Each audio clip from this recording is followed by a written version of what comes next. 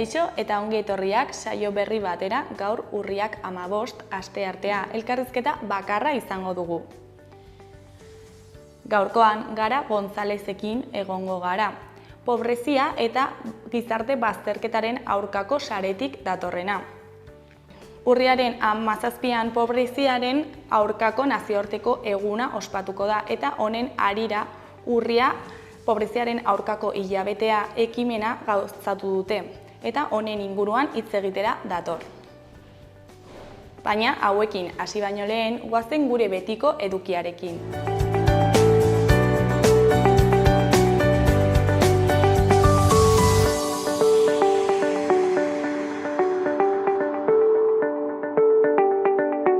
Goazen orain gaurko efemerideekin. Urte batzuk geroago, 1937an, frankistek 14 euskal preso fusilatu zituzten Helduesoko espetxean, Santoñan. Egun berean, baina 1987an, Thomas Sankara hil zuten, Burkina Fasoko presidentea, 37 urterekin. Eta bukatzeko 2016 urtean, Altsasuko gazte batzuek istilua izan zuten taberna batean kalez jantzitako 2 guardia zibilekin, herriko jaietan.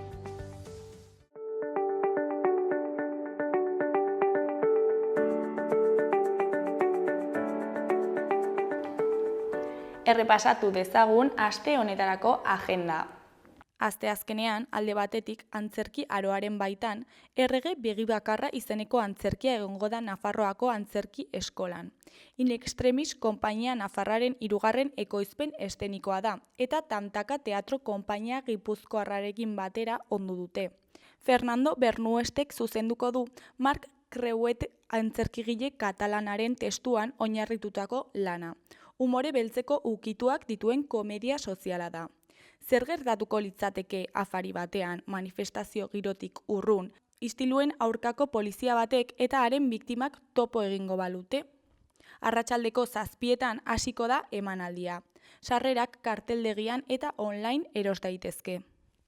Beste alde batetik, Itsas 7 musikala ospatuko da Baluarten. Maiatzean estreinatu zuen Jaso ikastolak Itsas 7 musikala eta Baluarten taularatuko dute orain. Musikalak landa eremuko despopulazioaren arazoan zentratzen du bere ekintza, fikzio distopiko baten bidez. Kutsaduragatik gizakiak itsaspean bizitzera joan behar izan diren mundu bat islatzen du. Emanaldia arratsaldeko 7etan izango da eta sarrerak 15 euroan eskuratu daitezke. Gainera, Arrosadia irakurle talde euskaldunak Amaia Terrieriaren Haize lekua eleberria komentatuko du arratsaldeko 6:30. Haizegoa euskara taldearekin batera antolatutako ekitaldia da. Ostegunean, alde batetik, Denda Ostekoak liburua irakurriko du Zaldiko Maldikoko irakurle taldeak. Liburuak irakurriz libertitzen gara Zaldiko Maldikoko irakurle taldearen hurrengo saioan Usue Alberdiren Denda Ostekoak izango da protagonista. Arratsaldeko 7:30 abiatuko dute saioa. Beste alde batetik, Sanduzelaiko liburutegi publikoan arratsaldeko 7etan irakurle txokoak Galbidea liburua eztabaidatuko du James M. Kainena. Klubak hilabete bakoitzeko 4. ostegunean biltzen da, 7etan aurretik irakurritako liburu bati buruz aritzeko. Juantxo Urdirozek koordinatzen du. Gainera, Txantreako liburutegi publikoan arratsaldeko 6etan literarte txiki tailerra euskaraz Izaskun Mujikaren eskutik. Aurrendako sorkuntza tailerra egongo da 2024ko Brif Braf Bruf jaialdiak ardatz izango duen Gidani Rodiraren ipuinaren irakurketa abiapuntu hartuta. Saio honetan, ipuinaren irakurketarekin hasi eta jolasaren bitartez eta irudimena aske utziz ipuin berri baten oinarria sortzeko elkarlanean arituko dira taldea eta Izaskun Mujika narratzailea. Larunbatean, batetik Sanduzelaiko Zubiak lasterketa ospatuko da. Sanduzelaiko Zubiak lasterketa herrikoia antolatu dute auzoak elkarteak eta Sanduzelaiko kultur koordinakundeak. Txikiek doain parte hartu dezakete 3 eta 13 urte bitartean badituzte, eta 11ak 10 gutxetan abiatuko da lasterketa. Helduena berriz 10etan izango da.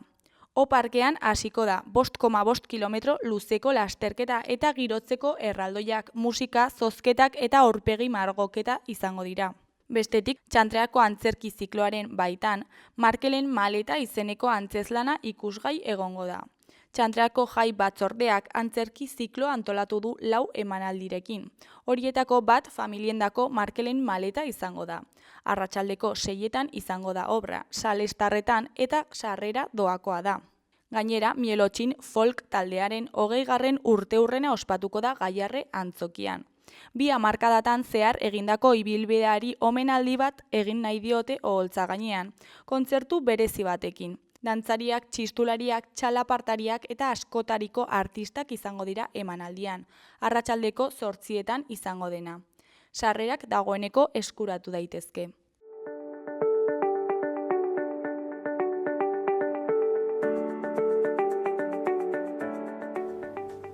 Ikus dezagun gaurko egunkarien azalek zer dioten. Diario de Notiziasen titular nagusian, Nafarroak tramiteak hasi ditu tentsioan dauden eremuetan alokairuaren prezioak topatzeko. Araua estatuko legera egokituko da, 2025ean aplikatuko da eta 3 urteko balioa izango du. Iruña eta eskualdea errenten muga bati lotuta egongo lirateke, 5 urtetan asko igo baitira. Argazki nagusian, Ane Ortizek harremanak 3.0 hitzaldia eman zuen ikasleen aurrean, atzo Baluarten. Titularrean, sarean euskaraz, saioak euskarazko teknologian diharduten 12 ikastetxeri hasiera eman die. Hori koloreko berrietan, alde batetik nekazaritza ekologikoko zentro bat Soto etxean. Beste alde batetik edizioaren azokak autoreak eta irakurleak hurbiltzen ditu. Goiko berrian, kripto txamponen iruzurra 7,7 milioi eurokoa da eta 274 kaltetu ditu.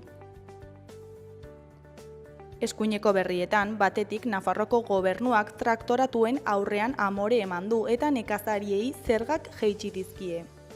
Bestetik, Alderdi Popularraren kereiari erantzun dio PSOEk, Xuntako kontratuak salatuz.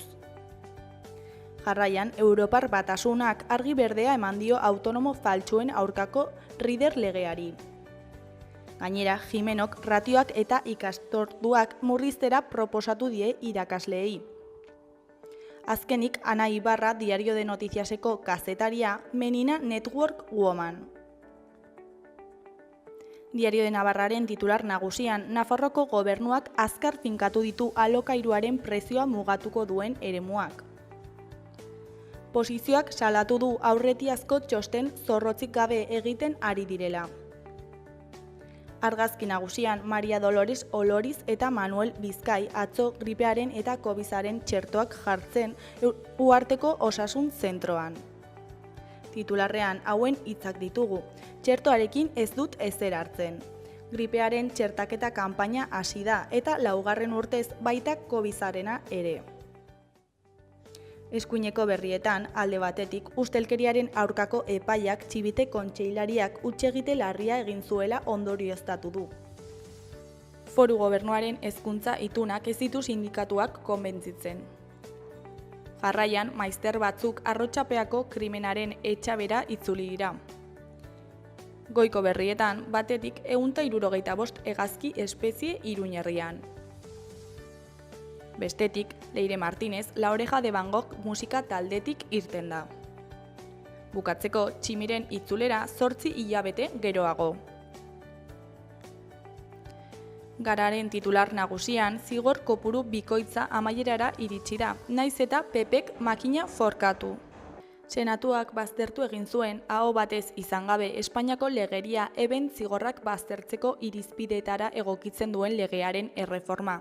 PPek legea kongresura itzuli nahi du. Titularrean, Israelek eskolak eta ospitaleak erasotu ditu berriro. Erasoaldiaren ondorioz dozenaka pertsona hil ziren. Hizbulahek berriz Israelgo brigada bati erason zion igandean, Haifa herriaren hegoaldean eta kuartel bati Netanjan. Eskuineko berrietan, alde batetik, lakuak onartu du Zubietak 2 urte daramatzala ezoiko jardunean. Bestetik Peio gerraren kronika dugu, mendinu eta urtean behin bertzpizten den herria izenburupean. Berriaren titular nagusian, zigorrak batzeko lege erreforma atzeratu nahi du PPek, araudia bihurrituta. Espainiako Senatuak legegaiaren aurka bozkatu izana betotzat jo du Ganberako presidenteak eta Kongresura itzuli du. Kongresuak aztertuko du testua onartutzat jotzen duen edo berriro bozkatu behar den. Argazki nagusian, Israelek beste 4 palestinar hil ditu Deir al-Bala hirian. Titularrean, Israelek Libano iparraldera zabaldu ditu erasoak. Gutxienez 21 lagun hil ditu gehiengo kristaua duen eremu batean, Tripoli hego ekialdean. Kasko urdinak arrisku gunetik erretiratzeko eskatu du Netanyahuk. Goiko berrian, ebek gogortu egin ditu aire kutsaduraren gehiegizko mugak, 2030erako. Eskuineko berrietan alde batetik ezin taxuz prestatu. Kexu dira ikastetxeetan oraindik ez dituztelako jaso unibertsitatera sartzeko azterketa eredu berriak. Beste alde batetik iparraldeko enpresen egoera kezkagarritzat jo du merkataritza eta industria Ganberak. Jarraian mende erdi bete du haurren lehen bertso eskolak. Amaitzeko protestara deitu dute Gernikan, Urdaibaiko Guggenheim Museoaren aurka. Euskal Herria Irratiaren titular nagusian, murrizketak sumatzen dituzte hezkuntza publikoko sindikatuek Jimenoren proposamenean. Hezkuntzako mahai sektoriala batzartu da gaur goizean joan den irailaren 26an hezkuntza publikoko sindikatu guztiek grebara deitu ondoren. Lehen pauso bat izan da Carlos Jimeno kontseilariak proposamenak eramatea. Orain, aztertu eta ostirala arte ekarpenak eginen dizkiete sindikatuek. Urriaren 22an elkartuko dira berriro hezkuntza kontseilariarekin. Eskuineko berrietan, goikoan, hitzak hots bihurtuko dituzte gaur kondestablen Miren Agur Meabek, Anton Balberdek eta Juan Cruz Igerabidek. Iruñeko udala eta Nafar Ateneoa elkarlanean ariko dira berriz udazkeneko kultur programazioan. Musika, literatura, umorea eta ikus entzuneko elementuak uztartzen dituzten 3 errezitaldi eskaintzeko. 3 jarduerak doakoak izanen dira eta kondestableren jauregiko areto nagusian eginen dira, arratsaldeko 7:00 urrian, azaroan eta abenduan. Behekoan, emakumeak landa eremuaren ezinbesteko sostengu. Gaur, urriak 15 landa eremuko emakumeen eguna da. Nazio Batuak ezarri zuen 2008an. Irrintzi plaza saioan alor desberdinetan lanean diharduten emakumeekin mintzatu gara.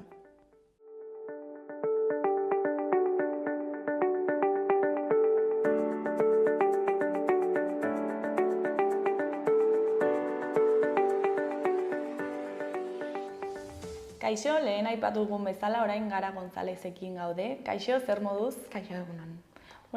Nafarroako saretik ekintza bat prestatu zue, urria pobreziaren aurkako hilabetea deitzen dena, ezta? Eta noiztik prestatzen duzue hau?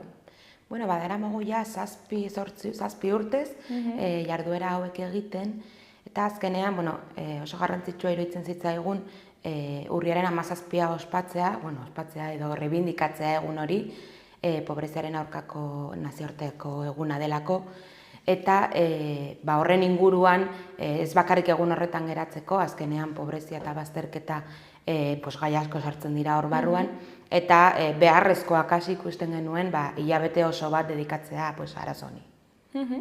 Eta zergatik erabaki zenuten hau egiten hastea? Hori, esan bezala, urriaren 17a bai nolabaiteko reibindikazioak egiten genituen egun horretan, nazioarteko eguna delako, baina gutxi geratzen zitzaigun, gutxirako geratzen zitzaigun, gauza asko daude bazterketa eta pobreziaren inguruan hitz egiteko, eta azkenean beste ekitaldi edo beste hainbat ekitaldi sortzearen beharra ikusi genuen. Eta, helburu nagusia argi dago, baina urtero helburu zehatzak finkatzen dituzue? Hori, helburu nagusia sentsibilizatzea da eta pobreziaren eta bazterketaren inguruko arlo ezberdinak erakustea da. Eta gero, urteetan zehar, batzutan bai hilabete osoa gai zehatz batean zentratu dugu eta horren inguruan egin ditugu ekitaldi guztiak.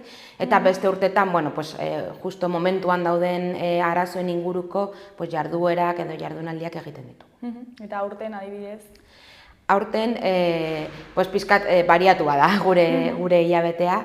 Egia da, justo aurten gure 30 urte hurrena ospatzen dugula, eta urte osoan zehar daramagula jarduera ezberdinak egiten, ez? Hilabete bakoitzean arlo ezberdin bati dedikatu diogu hilabetea. Orduan urrian azkeneko momentuko gauza garrantzitsuak aterako ditugu. Gehien bat gainera, justo orain momentu honetako errealitate zaugarriei so egin nahi izan diogu, hilabete honetan. Eta nola izan da 7 urte hauetan bilakaera? Zer aldatu da, zer ez? Bai, egia esan, 7 urte daramagu justu hilabetea ospatzen, baina sarearen 30 urteetan ospatu dugu 17, eta hori bai, egun horretako ospakizuna edo erribindikazioak aldatuz joan dira. Eta hilabetean egiten dugun jarduerak beti saiatzen gara publiko osorako jarduera bat egiten, irekiagoa, eta saiatzen gara baita formakuntza edo gure elkarteentzako edo gure elkartetan lan egiten dutenentzako nola egiteko formakuntza bat egiten. Hori izan da azkeneko 7 urtetan gure maxima, ez? Beti populazio eta sentsibilizazio zerbait egitea, baina baita formakuntza profesionalentzako. Da, ibilbide honetan zehar proiektu eta hitzaldi ezberdinak egongo direla, pentsatzen dut, nabarmentzeko baten bat. Bueno, egia da, duela 3-4 urte egin genuen emakumeen inguruko hilabetea eta nola pobrezia eta emakume izatea dituen konsekuentziak. Baita, azkeneko 2 urtetan parlamentuarekin, Nafarroako parlamentuarekin egon gara formakuntzak egiten, garrantzitsua iruditzen zaigulako baita bertan dauden parlamentarioak, ez azkenean direla herriaren ahotsa, haiek baita formakuntza egitea eta bazterketa eta pobreziaren inguruan nolabaiteko nozio basiko horiek ikastea eta irakastea. Orduan elkarrekin egon gara lanean, azkeneko 2 urteetan, eta aurten gure azkeneko jardunaldia baita parlamentuan izango da pixkat horregatik, ez? Ahotsa hori baita gure ahotsa eta pobrezia eta bazterketa egoeran dauden pertsonen ahotsa bertaratzera. Eta zein izan zen balorazioa? Bueno, izan ditugu denetarik azkeneko 7 urteetan. Egia da egiten ditugun jarduera kulturalagoak edo sentsibilizazio jarduerak oso positiboki hartzen dira, egon gara urte askotan zehar poetry slam bat egiten, poesiaren inguruan, eta oso ondo akogituak izan dira.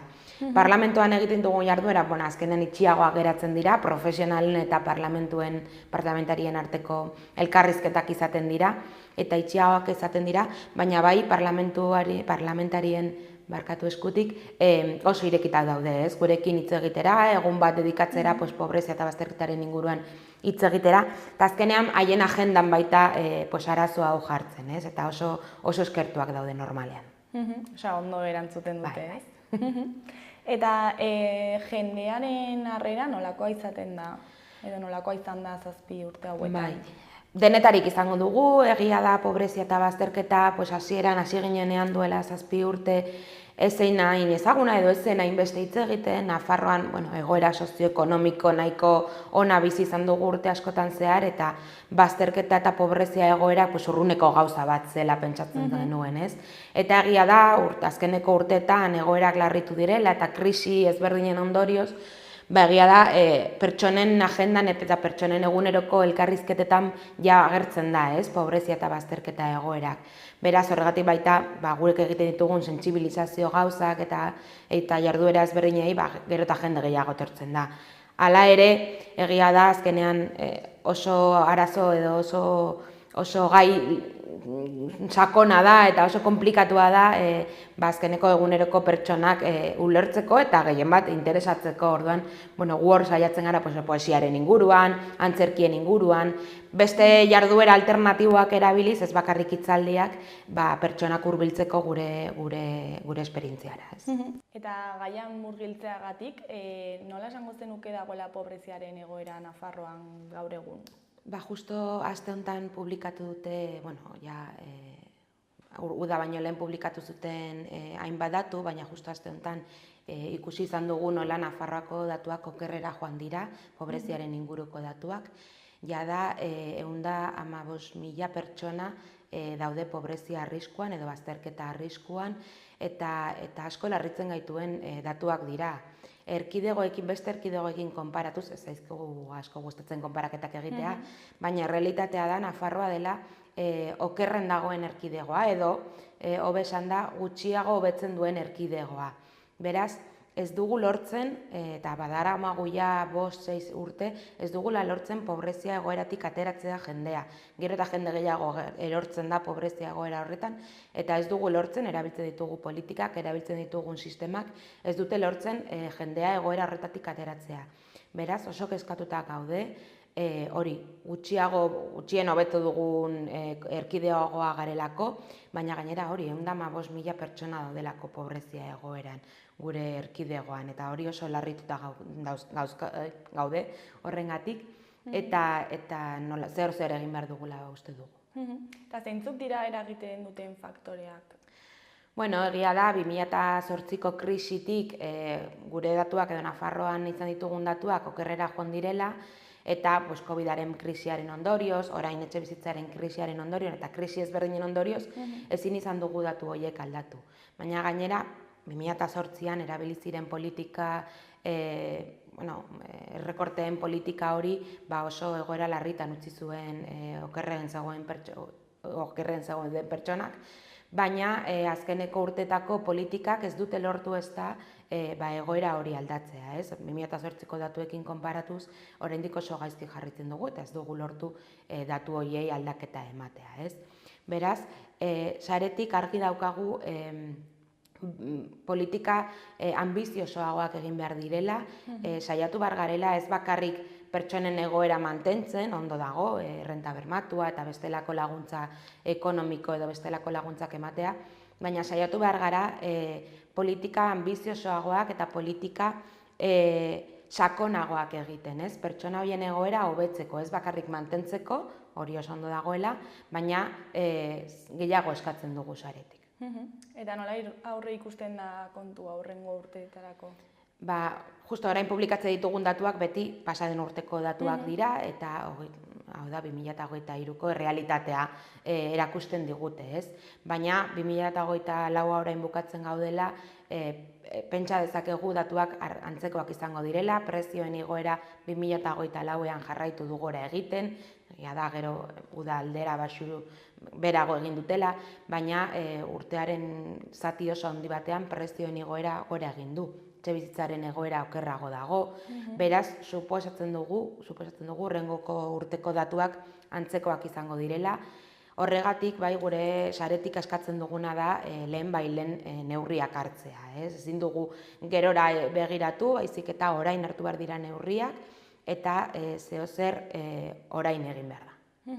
Zuen txostenean, nabarmentzen zenuten politika publikoen garrantzia, egoera honi aurre egiteko, zergatik egiten duzu hau? Azkenean,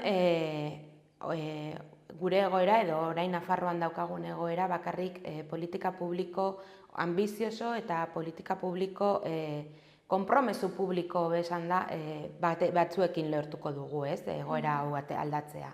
Azkenean, beti hitz egiten dugu gobernuaren konpromisoa behar dugula eta gobernu osoaren konpromezua. Askotan ikusten dugu nola Nafarroako gobernua, beste hainbat gobernutan bezala, politika banatuta dago departamentuetan. Badaukagu osasun departamentua, hezkuntza departamentua, gizarte laguntza departamentua, baina saretik uste dugu pobrezia eta bazterketa egoerekin bukatzeko gobernu osoaren konpromezua eta gobernu osoaren lana behar dugu. Ez bakarrik departamentu bat edo besteren lana, baizik eta azkenean pobrezia eta bazterketa egoeretan dena kontutan hartu behar dugu. Zein da hezkuntza egoera, zein da lan mundua, zein da osasun kalitatea edo osasun mentala adibidez. Beraz, arlo guztiak, pertsona baten bizitzaren arlo guztiak kontutan hartu behar dira egoera horiek hobetzeko. Beraz, horregatik eskatzen dugu behin eta berriz gobernu baten konpromisua, gobernu osoaren konpromisua behar dugula. Eta gobernuz kanpoko erakundeen papera zein da? Hortan gaude lanean eguneroko bizitza horretan, baina egia da egoera gero eta konplexuago sortzen ari dira, Azkenean hori orain ezin dugu, ez? Pertsona bat elikadura behar du edo pertsona bat etxe bizitza bat behar du, ez? Gero eta kasuak konplexuagoak dira eta elkarteen arteko elkarlana baita beharrezkoagoa da eta baita gobernuarekin edo elkarte publikoekin elkarlana beharrezkoa da. Eta elkarlan hori sustatzeko bai gure aldetik, elkarteen aldetik asko borrokatzen dugu, baina baita elkarte publikoen laguntza edo elkarte publikoekin kolaborazioa behar dugu. Azkenean, zerbitzu publikoen alde gaude guztiak, hori defendatzen dugu, zerbitzu publikoak, baina egia da elkarteen papera oraintxe bertan oso beharrezkoa izaten ari da, eguneroko larrialdi eta eguneroko egoera latza horiei aurre egiteko. Ere, aipatzen duzu txostenean gizarterako plan estrategikoa, zer da hau edo zertan datza? Gizarteratzeko plan estrategikoa Nafarroako gobernua aurrera eramaten du, departamentua, eskubide sozialen departamentua, zehazki, eta izaten da nolabaiteko 4-5, segun ze planifikatzen duten, baina 6 urterako aurre programa bat, izaten da 6 urte edo 4 urtetan zer lortu nahi den kasu honetan gizarteratze arloan, ez? Orduan markatzen dituzte nolabaiteko estrategia edo helburu nagusienak eta gero horren inguruan, plan honen inguruan sortzen dira bestelako estrategiak, urteroko helburuak, urteroko plangintzak. Horregatik oso garrantzitsua da gizarteratze plan hau eta plan hau anbizioso izatea eta plan hau ondo egitea, azkenean hurrengo 4 edo 6 urterako politikak nolabait bideratuko dituztelako. Horregatik saretik gizarteratze plan hau ondo egitea eta oso asko lantzea eskatzen dugu. Eta momentu honetan ze puntutan gaude, ze garrantzi eman diote? Orain badaude lanean, hasi dira lanean uda ondoren, badaramogu 2 urte azkeneko plana kadukatu zenetik, beraz, saretik oso enpeinatutak egon gara lan hauekin hasteko, baina egia da, beti bezala lan hauek motel doaz, lan hauek ez dira oso ambiziosoak izaten gure ustez, oraingoz ikusi dugunarekin, eta uste dugu indar gehiago jarri behar diotela plan honi, azkenean esan dudan bezala oso garrantzitsua, eta hurrengo 4 edo 6 urteren politikak bideratuko dituzte. Eta ez badugu plan honetan helburu horiek markatzen, helburu ambizioso horiek markatzen, azken hurrengo 4 urtetan ez dakit zer egingo dugun, horrela egoera hau ezin dugu mantendu, beraz hobera jo beharko dugu. Eta esan bezala, urrirako hainbat jarduera prestatu dituzue eta ze plangintza daukagu? Hasi ginen pasaden astean, asteartean, aporofobiaren inguruan hitz egiten, aporofobia pobreziaren edo pobrea den kontrako gorrotoa edo gorrotoa da. Eta horren inguruan hitz egin genuen pasaden urtean 3. sektoreko profesionalentzako formakuntza batean. Azkenean, aporofobia kontzeptua oso zaila izaten da identifikatzea, arrazismoarekin, arrazakeriarekin edo xenofobiarekin askotan mezklatzen delako, baina iruditzen zaigu oso garrantzitsua identifikatzea aporofobia zer den eta nola gurekin lan egiten duten pertsonek askotan sufritzen dutela aporofobia hori, ez? Horren inguruan egin genuen nolabaiteko tailer edo jardunaldi bat. Aste honetan, 17an, badaukagu gure egun garrantzitsua, goizean parlamentuan egongo gara, parlamentariekin urtero egiten den ekitaldi politiko batean, bertan baita gure reibindikazioak eramaten. Eta arratsaldeko 6etan egongora gara Iruñeko udaletxean, udaletxeko plazan, gure reklamazioak kaleratzen, mundura erakusten zein da egoera eta zeintzuk diren gaur egungo beharrak. Gero, urriaren 22an egongo gara Tuteran, gustatzen zaigulako baita ez bakarrik Iruñan egitea ekitaldiak, Nafarroa osoan lantzea, eta Tuteran profesional ezberdinekin egongo gara hizketan, osasun mentala eta pobreziaren arteko harremana ikusten zein den egoera, eta ze aukerak edo ze kolaborazioak egin ditzazkegu egoera larri horiek edo hoiei aurre egiteko, ez?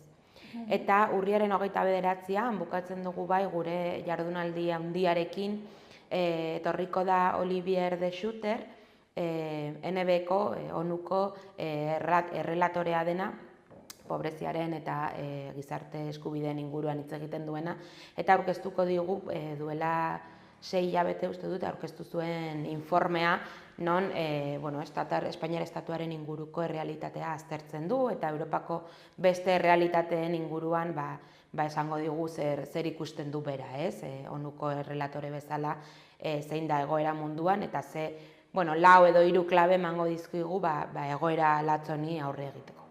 Eta jardura hauek nori bideratuak daude? Badauzkagu 2 jarduera, Tuteran egindakoa eta pasaden astekoa profesionalei bideratuta dagoena, ikusi dugulako aurten oso garrantzitsua dela, baita profesionalen arteko elkarrizketa, ez? Urte asko daramagu eskatzen gobernuari, gobernu planak egitea, guztiak elkartzea, ez? Departamentu ezberdineko politikoak elkartzea, baina azkenean gu profesional bezala gure egunerokotasunean ez gara asko elkartzen, ez? Horregatik pasaden asteko eta hurrengo asteko jardueretan profesional ezberdinak elkartu nahi ditugu, ez? Gizarte zerbitzuetako profesionalak, osasun mentaleko profesionalak, orduan justo 2 jarduera horiek profesionalentzako dira.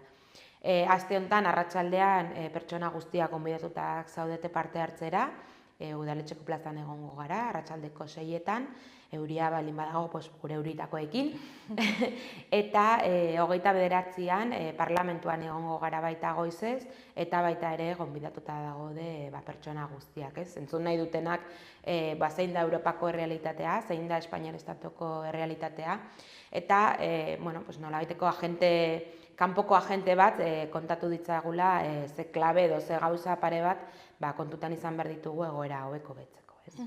Eta 17an, osteguna, okerez banago, Bai. zer gai eramango dituzue edo zer gai konkreto eramango dituzue parlamentura? 17an eta aurten oso larritutak gaude gorroto diskurtsoen inguruan, eta horren inguruan jorratuko du 17aren eguna, eta horren inguruan nolabaiteko antzerki bat daukagu, eta gure reibindikazio guztiak gorroto diskurtso horien kontra joango dira.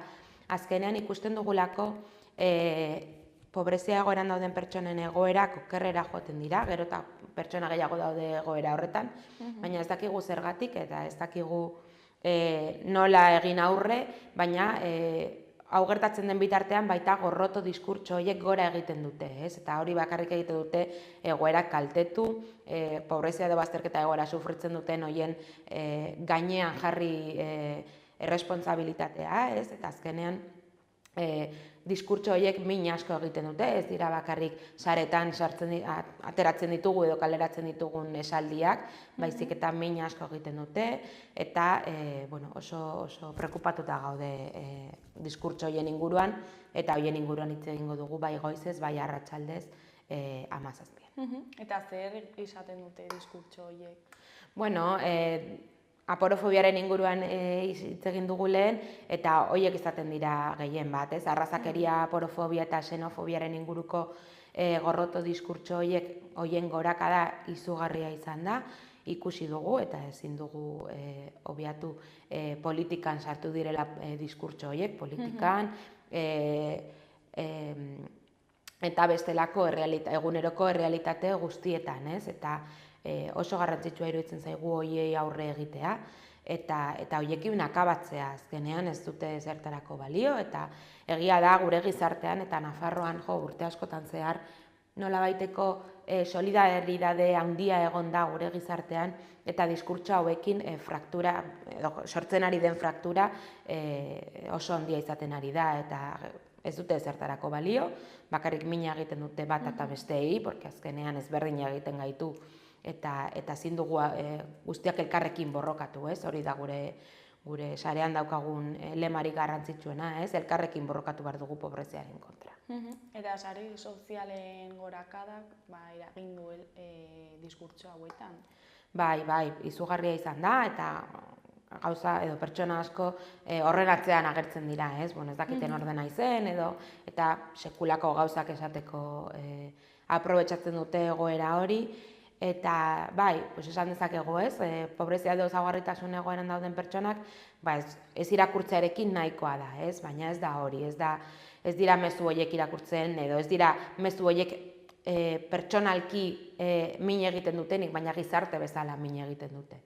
Gizarte kohesio hori edo gizarte elkartasun hori baztertzen dutelako, eta ez digutelako ematen aukera beste realitateak ezagutzeko, ez? Sarean ez dakit nori jarri ipini behar badu, beltzaranak dira beti delinkuentzia gehitzen dutenak, ez? Gero ikuste ditugu datuak, eta datuak horrela erakusten dugute hori ez dela erreala.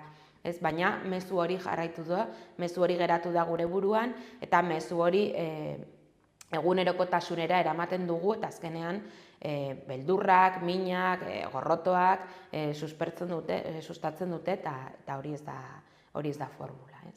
Eta gizarte moduan pentsamendu horiei buelta emateko zer egin daiteke hezkuntzaren bidez edo... Bai, ez daukagu varita magikoa, gustatuko litzaiguke esatea, honekin bukatzen da. Ez da horrela, egia da diskurtsoak, urteetan zehar utzi diegu egiten, ez? Eta orain oso zaila izango da egoera edo diskurtso horiek frenatzea, baina bai, hezkuntza izaten da, sentsibilizazioa, bi atal horiek dira garrantzitsuenak, ez? Hezitzea, pertsona guztiak aniztasunean hezitzea eta ezagutzea, eta azkenen saretik askotan esaten dugu ezagutzea dela garrantzitsuena. Ezagutzen baduzu pertsona bat ezberdina dena, edozein gauzengatik, diskurtso horiek ez dira inbeste sartzen, badakizulako ez dela horrela, ez? Zure arrazoiak dira garrantzitsuagoak diskurtso horiek baino. Beraz, gure ustez, aniztasunean hezitzea eta realitate ezberdinak ezagutaraztea dira bi erraminta garrantzitsuenak. Eta horretarako bueltatzen gara hasierara, ez? Botere publikoek daukaten garrantzia. Bai, eta sarearen ustez bi alderdi horiek daude, ez? Bai, botere publikoak defendatu behar dute eta haiek dira aurrera kada lehena egin behar dutena edo pausa aurrera bat eman behar dutenak, haiek dira diskurtso hauek salatu behar dituztenak, diskurtso hauek erakutsi eta hauen kontra egin behar dutenak, baina baita gizarte bezala hartu behar ditugu konpromezuak diskurtso horiek ez ateratzeko edo ez bidaltzeko, bidaliko dio nire lagunari farra batzuk egiteko, ez. Frenatu behar ditugu diskurtso horiek eta guztion erantzukizuna da baita diskurtso horiekin bukatzea eta zerbait entzuten badugu, zerbait ikusten badugu, esatea hori ez dago ondo, hori ez da esan behar, feminismoetatik asko ikasi behar dugu, asko landu dugu feminismoetan, eta feminismo borroka feminista markatu, asko ikasi dugu, eta asko geratzen zaigu ikasteko, baina ikusten dugunean matxismo sutsuren bat aurre egin, eta esan hori ez esan, hori ez egin, baita aporofobia eta xenofobia eta arrazikariaren kontra horrela egon behar gara, abisatzen jendeari diskurtso horiek frenatu behar ditugula. Eta herritar moduan orduan zer egin dezakegu? Hori, egunerokotasunean ondoan dauzkagun guzti horiei adi egotea, guk adi egotea eta esatea, hori ez da egiten, hori ez da esaten. Baina baita, botere publikoei eskatzea eta bozkoa ematen dugunean, eta aldugun guztietan botere publikoei exigitzea baita gai honekin agenda politikoan egotea eta gai honi elkarrekin aurre egin behar diogula esaten, behin eta berriz. Eta ikusi duzue eboluzio bat 30 urte hauetan gizarteari dagokionez? Bai, justo hori 30 urtea ospatzen dugu aurten eta erreflexio guztietatik egin dugu, hasi ginen urtea ikusten nola duela 30 urte zegoen egoera, zenbat pertsona zeuden pobrezia egoera, noski asko gutxiago ziren, populazioa gutxiago txikiagoa zelako baita, eta 30 urte hauetan bai ikusi dugu sarearen garrantzia edo sarea sarearen diskurtsoen garrantzia, ez? Oso aurrerakariak izan gara, etxebizitzaren krisia orain bizitzen gara, baina guk duela 5 urte esaten genuen, ez? Hau etorriko zela eta egoera hauek bizi izango genituela. Baita gertatu zitzaigun duela 20 urte, abisatzen genuenean, krisien egoera edo krisien ondorioak nor sufrituko zituen, ez? Beraz, bai ikusi dugu sarean gaiak antzekoak izan direla, azkenoko 30 urteak, egoera edo pobrezia eta bazterketa egoera nahiko antzekoak izan direla. Azkeneko hamarkadan edo azkeneko 10 urtetan ikusi dugu bai, egoera horiek ez direla hain bideratutak lanaren inguruan edo ez daude hain bideratutak larritasun ekonomikoei, baizik eta beste larritasun motak agertzen direla, osasun mentalaren inguruan, etxebizitzaren inguruan, errealitate horiek lehen ez ziren hainbeste ikusten, ez? Baina azkenean ikusi duguna da 30 urtetan sarearen reibindikazioak edo eskamenak antzekoak izan direla eta hor gaudela behin eta berriz eta gure borroka beharrezkoa dela eta horretan 30 urte daramagu, 30 urte behar badira mantenduko gara, baina beti egongo gara hor hori kaleratzen egoerak, erakusten zeintzuk dira pobrezia eta bazterketa egoeran dauden pertsonen egoerak. Eta herritarren kontzientziari dagokionez, ikusi duzu hobera egin duela edo... 30 urte hauetan aldaketa pila ikusi ahal izan ditugu.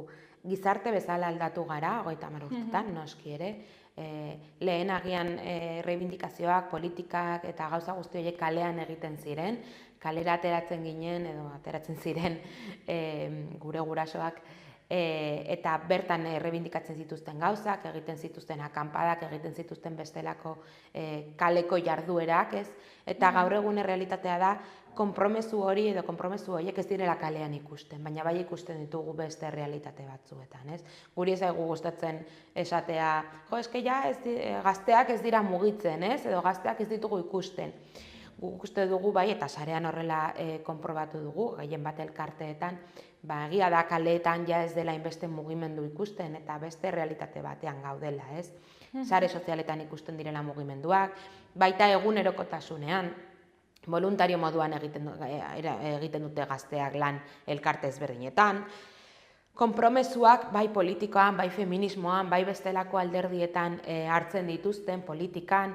Beraz, uste dugu bai gaur egungo gazteen konpromesua existitzen dela, baina bakarrik gertatzen dena ezberdina dela, ez? Eta bai, saretik argi daukagu konpromesu horiek pobrezia eta bazterketa egoera kontutan izan behar dutela, ez?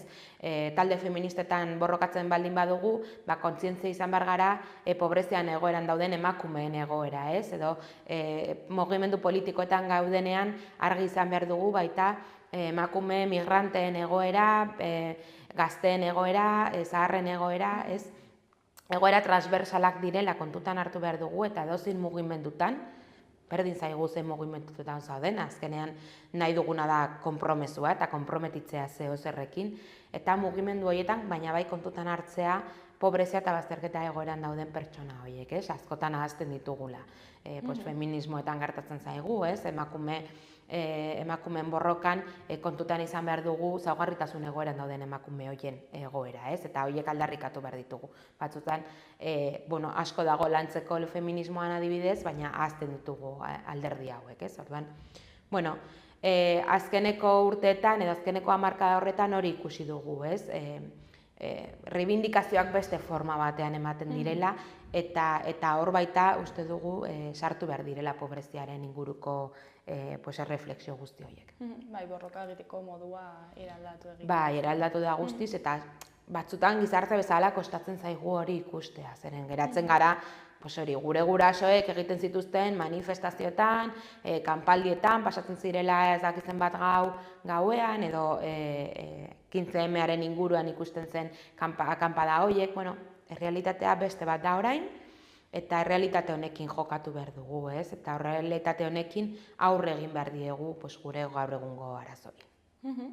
Garaia azkeneko galdera, zer da espero duzuena aurtengo edizioaz?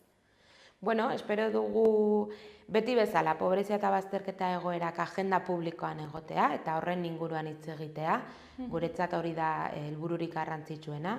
Bai gizarte bezala hitz egitea eta telebista, irrati edo ezberdinetan honen inguruan hitz egitea, baina baita agenda politikoan egotea, ez? Alderdi hau askotan urtean zehar gero ahazten zaigu pobrezia eta bazterketa egoerak, baina gutxienez urrian bai egoera hauei kasu egitea, ez? Bueno, gara, zuri eskerrak eman gurekin hitz egiteko tartetxo bat ateratzeagatik eta zer moduz joaten den, espero dugu oso ondo joatea. Mila esker. Vale. Ongi? Bai, ondo. Txapa terrible, baina bai. Joske azkenean, hasten naizenean, ez dakit non bukatu.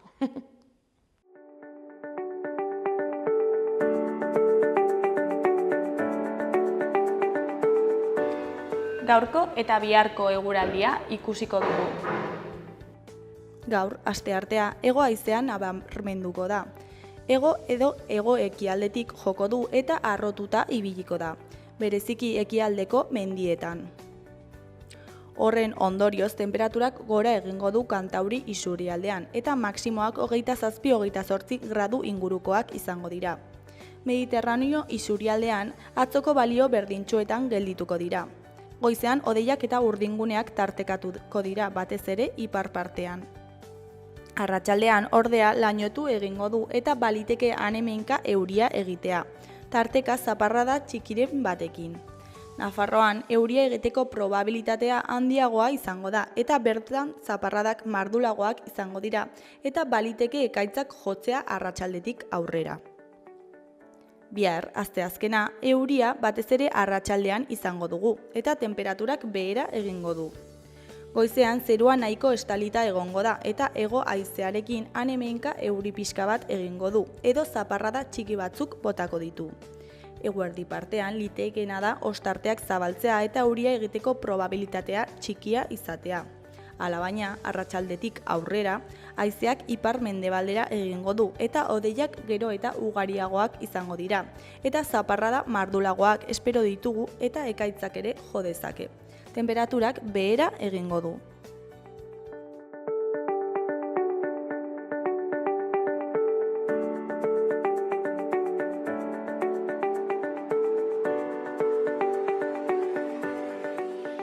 Gaurkoz hau izan da dena, bihar itzuliko gara eduki eta elkarrizketa berriekin. Mila esker zuen arretagatik. Ondo bukatu eguna. Agur!